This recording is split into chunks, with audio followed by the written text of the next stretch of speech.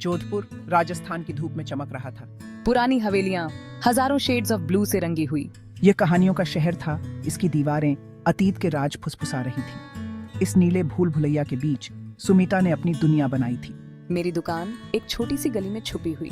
यह चंदन की खुशबू और धीमी बातचीत से भरी रहती थी। खुले दरवाजे से धूप अंदर आती, चांदी के गहनों से भरी अलमारियों को रोशन करती। हर पीस सुमिता की कला का सबूत था। उसकी उंगलियां धातु में कहानियां गढ़ती थीं। मैं बनाने की स्लो रिदमिक प्रोसेस में विश्वास करती थी। वो अपने कारीगरों के साथ काम करती। उनके हाथ एक साथ चलते। हर गहने में उनके दिल का एक टुकड़ा होता, जो जोधपुर की कला की लेगेसी का प्रमाण था। हम अपने शहर के लिए प्यार हर डिजाइन और डिटेल में डालते थे। सुबह से शाम तक सुमिता को अपनी कला में सुकून मिलता। औजारों की आवाज उसका संगीत थी, धातु की खुशबू उसका इत्र। उसकी जिंदगी चांदी के धागों से बुनी एक कारपेट थी। हर धागा उसके प्यारे जोधपुर के रंग दिखाता था। सुमिता ने चांदी के जरिए खुद को एक्सप्रेस करना सीखा था। उसके हाथ सख्त लेकिन खूबसूरत धातु को एक कलाकार की तरह शेप देते थे। हर पीस एक कहानी बयान करता था, जोधपुर के किस्से और जिंदगी की झलक दिखाता था। कंगन थे जो जवान लड़कियों की हंसी के साथ बजते।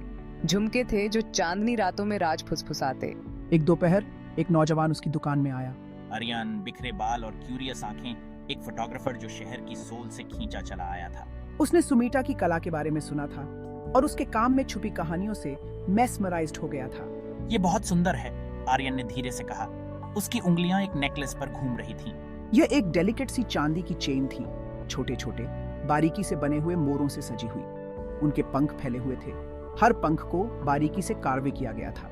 ये वक्त में रुकी हुई कहानी जैसा लगता है। उसके शब्द शांत थे, एक रिस्पेक्ट से भरे हुए जो सुमिता के दिल को छू गए। मैंने उसे देखा, पहली बार सच में देखा। सुमिता ने पहले कभी किसी को नहीं देखा था जो उसके काम को एरियन की तरह समझता हो। उसने चांदी से परे देखा, उन फीलिंग्स और कहानियों को पहचाना जो वो हर पीस में डालती थी। आर्यन ने सुमिता की दुकान में घंटों बिताए। उसका कैमरा उसकी नजर का हिस्सा बन गया। उसने कारीगरों को काम करते हुए फोटोज ली, उनके अनुभवी हाथ आसानी से चलते हुए। उसने देखा कैसे रोशनी चांदी पर नाचती थी, इंट्रिकेट डिजाइन्स को उभारती थी। मैं उसकी शांत पर्सनालिटी की तरफ खींची चली गई, जिस तरह से वो लेंस के पीछे गायब हो जाता था। उसमें एक नरमी थी, कारीगरी के लिए एक इज्जत जो सुमिता के दिल को छू गई। मैंने उसे अपने शहर के किस्से सुनाने शुरू किए, जनरेशन से चली आ रही कहानियां। जैसे जैसे दिन हफ्तों में बदलते गए, उनके बीच एक कंफर्टेबल दोस्ती हो गई। हम दोपहर में चाय पीते, हवा में मसालों और हंसी की खुशबू होती। आर्यन अपने सपने शेयर करता, अपनी फोटोज के जरिए इंडिया की सोल को कैप्चर करने की ख्वाहिश। बदले में मैंने भी अपने अतीत की झलकियां दिखानी शुरू की। एक शाम वो सुमिता की दुकान की छत पर थे। सूरज ढल रहा था, आसमान को नारंगी और बैंगनी रंगों में रंग रहा था। ये शहर, ये आपकी सांसें रोक देता है, आर्यन ने कहा। उसकी आवाज में हैरानी थी। उसने अपना कैमरा उठाया, उस पल को कैद कर लिया। मैंने उसे देखा, होठों पर एक मुस्कान थी। सुमिता हमेशा से अपने शहर की खूबसूरती जानती थी, लेकिन एरियन ने उसे नए तरीके से देखना सिखाया था। उस रात चांद की रोशनी में सुमिता ने खुद को आर्यन के साथ एक कहानी शेयर करते हुए पाया। यह उसकी फैमिली में पीढ़ियों से चली आ रही कहानी थी, जोधपुर की हवाओं में फुसफुसाया जाने वाला एक किस्सा। यह एक राजकुमारी की कहानी थी जो अपनी मीनार में कैद थी, एक ऐसे प्यार की प्रतीक्षा में जो कभी आया ही नहीं। वह अपने दिन क्षितिज को निहारते हुए बिताती, उसका दिल चाहत से भरा हुआ। उसने अपनी उदासी को अपने गहनों में उतारा, अद्भुत सुंदरता के टुकड़े गढ़े। कहानी सुमिता के भीतर एक छिपे हुए दर्द से गूंज उठी, एक ऐसा दर्द जिसे उसने वर्षों तक दबाकर रखा था। आर्यन ध्यान से सुन रहा था, उसकी आंखें शहर की रोशनी को दर्शा रही थी। उसने उसके शब्दों में एक गहरा अर्थ महसूस किया, एक अनकही कहानी। उसने अपना हाथ बढ़ाया और साइलेंट कंफर्ट के इशारे में उसका हाथ थाम लिया। शहर की बत्तियां उनके चारों ओर टिमटिमा रही थीं, हर एक उनके कनेक्शन का एक मूक गवाह। शायद वो प्यार के आने का इंतजार नहीं कर रही थी, बल्कि खुद की कीमत समझने का। हो सकता है कि उसकी असली लव स्टोरी किसी और के बारे में नहीं, बल्कि खुद के अंदर आजादी और खुशी पाने के बारे में थी। सुमिता ने उसकी ओर देखा, चौंक गई। उसके शब्द सरल लेकिन गहरे उसके दिल को छू गए। सालों से वह अपने अतीत का बोझ ढो रही थी। उसका दिल चांदी की ढाल में बंद था, लेकिन आर्यन के शब्दों ने उन दीवारों को तोड़ने का काम किया जो उसने इतनी सावधानी से खड़ी की थी।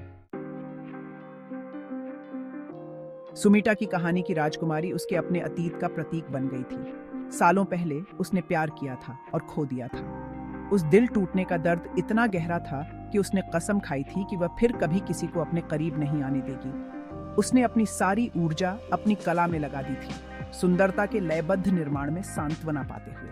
आर्यन के आने से उस संतुलन में खलल पड़ गया था जिसे मैंने इतनी सावधानी से बनाया था। उसकी गर्मजोशी, उसका नेक स्वभाव मेरे दिल के चारों ओर बनी दीवारों को तोड़ने की धमकी दे रहा था। प्यार में उसके विश्वास ने, एक चांस लेने ने मुझे डरा दिया। मैंने खुद को लगभग यकीन दिला लिया था कि मेरी कहानी पहले ही लिखी जा चुकी है, कि मैं अकेले रहने के लिए किस्मत में हूँ। लेकिन जैसे जैसे उसने एरियन के साथ ज्यादा समय बिताया, उसने खुद के द्वारा बनाए गए इस अलगाव पर सवाल उठाना शुरू कर दिया। उसने देखा कि वह उसे कैसे देखता है। जब वह बोलती है तो उसकी आंखें कैसे चमक उठती हैं। उसने उम्मीद की एक किरण महसूस की, अपने सीने में एक गर्माहट फैलते हुए जिसे वह लगभग भूल चुकी थी। एक दिन आर्यन उसके लिए एक तोहफा लाया। यह एक छोटा सा मखमली डिब्बा था जो उसके हाथ में एक अनमोल रहस्य की तरह रखा हुआ था। उसने उसे उसकी हथेली में रख दिया। उसके स्पर्श से उसके भीतर बिजली का झटका दौड़ गया। सुमिटा ने डिब्बा खोला, उसकी सांस थम गई। अंदर साटन के बिस्तर पर एक पेंडेंट रखा हुआ था। यह चांदी से बना एक मोर पंख था जिसे बहुत ही खूबसूरती से पॉलिश किया गया था। यह नाजुक लेकिन मजबूत था। इसके कर्व्स उड़ान में पंछी की शोभा को दर्शाते थे। यह एक मास्टरपीस था, एरियन की उसकी कला और उसके दिल की समझ का प्रमाण। ये बहुत सुंदर है आर्यन, लेकिन मोर पंख क्यों? उसने उसकी ओर देखा। उसकी आंखें सवाल पूछ रही थीं। मोर जीवन भर के लिए एक बार जोड़ी बनाते हैं। वे प्यार, प्रतिबद्धता और नई शुरुआत का प्रतीक हैं। और आप, सुमीटा, इन सब चीजों के लायक हैं। सुमीटा का दिल जोर से धड़क रहा था। एरियन के शब्द एक रेवलेशन थे, उन भावनाओं की पुष्टि जो उसने इतने दिनों से दबाने की कोशिश की थी। उसने उसे देखा, न कि केवल एक कुशल कारीगर के रूप में, बल्कि एक औरत के रूप में।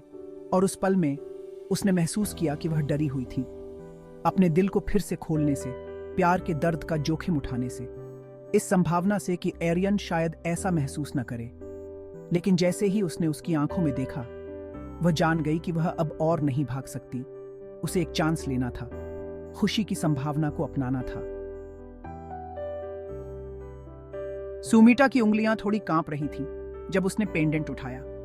यह सिर्फ एक गहना नहीं था, यह उसकी यात्रा, उसकी जागृति का प्रतीक था। यह उन दीवारों का प्रतिनिधित्व करता था जो उसने बनाई थी और उन्हें तोड़ने के लिए की गई हिम्मत का। आर्यन उसे देख रहा था, उसकी आंखों में उसका दिल था। वह जानता था कि वह उसे मजबूर नहीं कर सकता, उसे किसी भी चीज के लिए जल्दी नहीं कर सकता। उसने उसे पेंडेंट अपनी भावनाओं के प्रतीक के रूप में दिया था, एक वादा कि वह उसका इंतजार करेगा जब तक वह खुद फैसला नहीं कर लेती। इसे पहनाने में मेरी मदद करोगे? उसने पूछा। उसकी आवाज मुश्किल से सुनाई दे रही थी। आर्यन के चेहरे पर राहत भरी मुस्कान फैल गई। वह करीब आया, उसकी उंगलियां उसकी उंगलियों को छूते हुए जैसे ही उसने क्लैस्प बंद किया। जैसे ही पेंडेंट उसकी त्वचा से मिला, सुमीटा ने एक सही एहसास महसूस किया, घर वापस आने का एहसास। यह ऐसा था जैसे उसका कोई खोया हुआ हिस्सा वापस अपनी जगह पर आ गया हो। धन्यवाद, मुझे देखने के लिए, मुझ पर विश्वास करने के लिए। वह आगे झुकी, उसके गाल पर एक चुंबन करते हुए। यह कृतज्ञता, आशा और एक अनिश्चित भविष्य का इशारा था। डूबते सूरज ने कमरे में लंबी परछाई डाली, सब कुछ एक गर्म चमक में रंग दिया। उस पल में जोधपुर की सुंदरता और एक नई शुरुआत के वादे से घिरी सुमीटा ने खुद को उम्मीद करने की अनुमति दी। एक ऐसे प्यार की उम्मीद जो पुराने जख्मों को भर सके और उसकी दुनिया को जीवंत रंगों से रंग सके। एक ऐसे भविष्य की उम्मीद जहां वह आखिरकार अपनी हैप्पी एंडिंग खुद लिख सके।